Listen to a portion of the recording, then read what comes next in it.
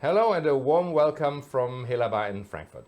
My name is Thomas Kors. I'm in charge at the bank for financial institutions in the capital markets. And I have next to me my colleague Sabrina Mies, who's in charge of fixed income research for FI and SSA. Hi Sabrina, nice to have you here. Hi Thomas. What we're doing today is following up on the brief intro video we did a while ago on the current status of implementation of the European Covered Bond Directive. Sabrina had then made a reference especially to France, and this is why we're starting today in our little series of bilateral comparisons with our neighbor to the south. So Sabrina, what are we going to talk about today? Thomas, let me first send a warm welcome to our French friends here. Bonjour à tous, and now let's start. Well, we are talking today about the differences after the implementation, and we are looking at some selected regulations in France and in Germany. So the main criteria that people are interested in, I suppose. Okay, the one that I'm mostly interested in, and I'm sure I'm not alone there, is cover assets. What's changing or what's going to happen? Cover assets. Okay, so here the European directive is very clear. We keep and we can maintain the very traditional assets such as residential mortgage loans, commercial mortgage loans, or the public sector loans. And guess what? Both countries obviously have maintained that, driving their conservative group of eligible assets.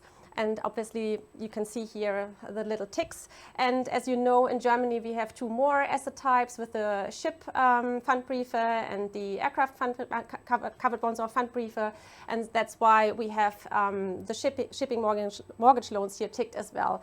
This is a group of assets that leads to the certificate European covered bond premium, as we already discussed last time.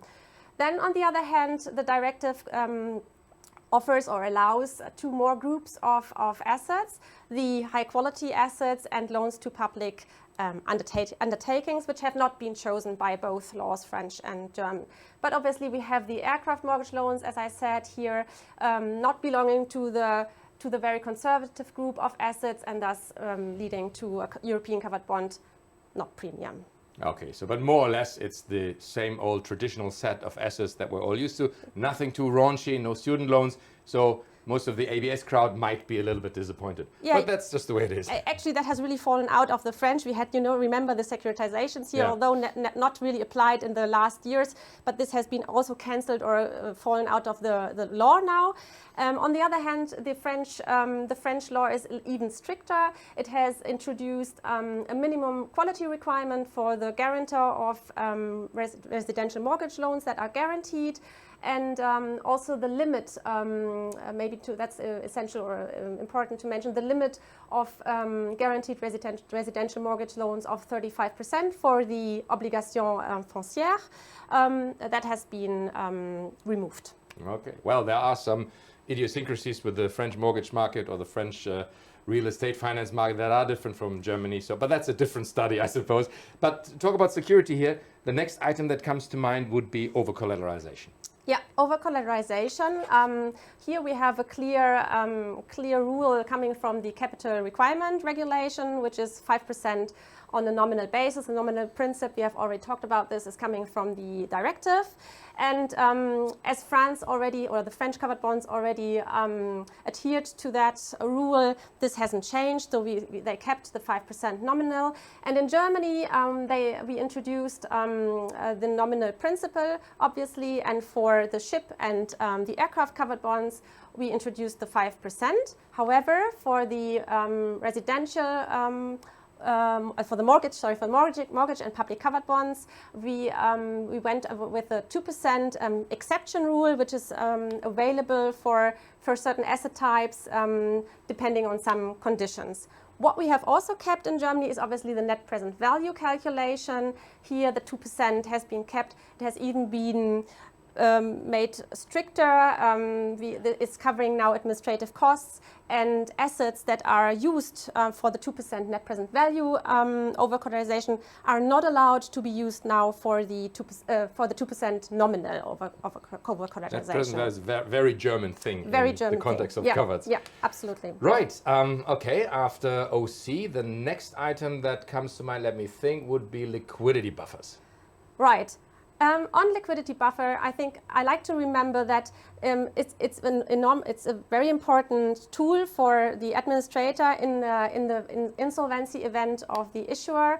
It gives the administrator time if covered bonds are maturing, are coming due, to look for more liquidity, to see what the administrator can do to redeem the covered bonds in full and in time. So a very important thing that has been introduced with the directive, but both countries, France and Germany, already had the liquidity buffer in their laws.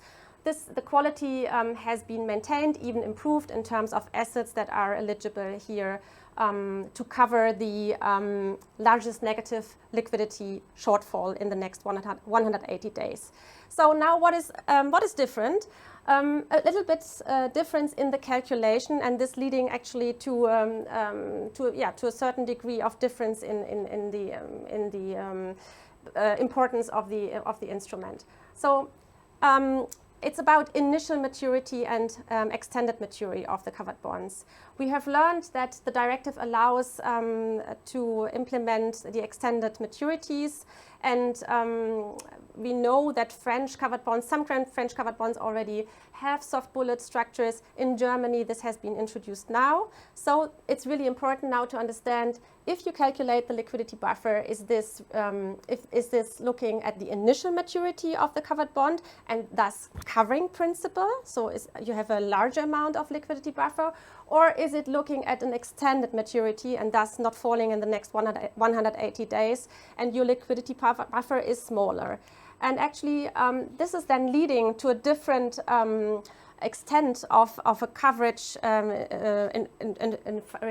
refinancing insurance. So if the liquidity buffer refers to the initial maturity, then the next 18 months are actually covered because you have funded 180 days of principal, and you have funded 12 months in addition due to the extension period, which is typically used. So 18 months in total. And this option has been chosen by the German law, while the French are looking at the extended maturity when calculating the liquidity buffer, and thus no principal is covered in this liquidity after the issuer defaults. Okay. It's a bit complex, but yeah. Well, and we wouldn't want to judge which one is preferable. Investors will tell. But as you mentioned, extended maturity, that's of course a big topic in itself, aka soft bullets. There's been a lot of talk about soft bullets in the last decade, actually. So it's a nice thing that with certain conditions, it's included in the directive now. So let's hear more about that. What are the conditions? Who can actually initiate it, and what happens then? Yeah, again, don't forget, covered bonds are the same with or without extendable maturities as long as the issuer is not defaulted. But after that, there is the difference, and Germany has introduced the maturity extension by law. So all Pfandbriefe, all covered bonds that are outstanding, and all new covered bonds are now able to be extended by the administrator, by the Sachwalter. In France, the soft bullet structure can be chosen by the issuer, and you can look into the program documentation to see if there is maturities can be extended or not. Now, the directive is regulating or is providing rules for the triggers of extendable maturities, and they should be objective. Typical objective triggers are insolvency, resolution, and a breach of liquidity. Thus, that is the 180 days rule. And that's exactly what the French law has chosen. So either the issuer is insolvent, or there is a resolution, or the 180 days liquidity coverage has been breached. And here there is an end, and the authority, the regulator approves the extension. Then we have automatically an extension in France. While in Germany, we need the insolvency so that the Sachwalter is appointed, and then the Sachwalter is actually the one that has at its discretion the possibility to extend maturities for the next 4 weeks, interest and principal. And if then he thinks it's needed and he thinks that only with the extension it can be assumed that covered bonds will be redeemed in full and timely, and it is necessary in order to avoid insolvency and the cover pool is not over-indebted. These are the 3 conditions. Then he's also able to extend the maturities for up to 12 months. So there are a few conditions for a longer extension up to 12 months. Yeah, so that's the difference. I think both are very worthwhile, very objective triggers. In terms of the maximum extension period in France, you have to look up into the documents. That is not ruled or regulated by law.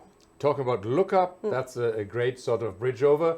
We're at the end of this little video, but you can look up all the details in the detailed studies that will follow for each of the bilateral jurisdictional comparisons.